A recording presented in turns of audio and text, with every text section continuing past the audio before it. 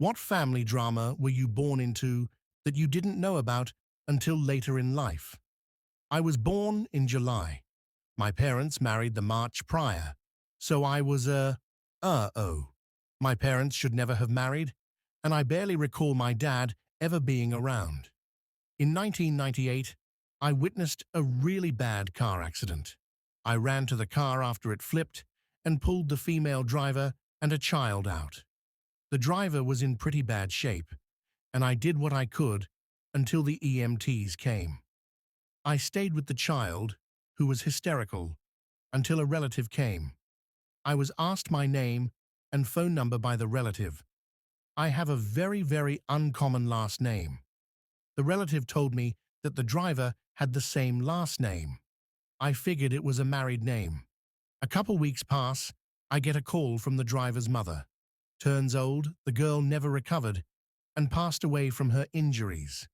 The mother goes on to ask about my family. Of course, the question of my dad comes up. Turns out the girl I pulled out of the car was my half-sister. The mother had told me that child was my niece, and my half-sister never married. She told me that my dad had told her about me and my mom, but she thought they were going to divorce. They finally did 7 years later. My half-sister came, and by then, my dad had moved along. He never asked, and she never went looking for him. I gave her my dad's info and told her to let me know if I could ever do anything.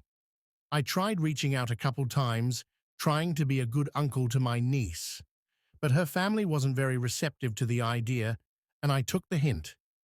Fast forward to last fall, a young lady knocks at my door. Turns out she's my niece. She just wanted to know about her family and my dad. I sat and talked to that girl for hours. I also told her about the unfortunate way her mom and I met. Turns out that she hangs out with several of my son's friends, and they knew each other. My dad met her. As I expected, it was less than a life-changing event for anyone.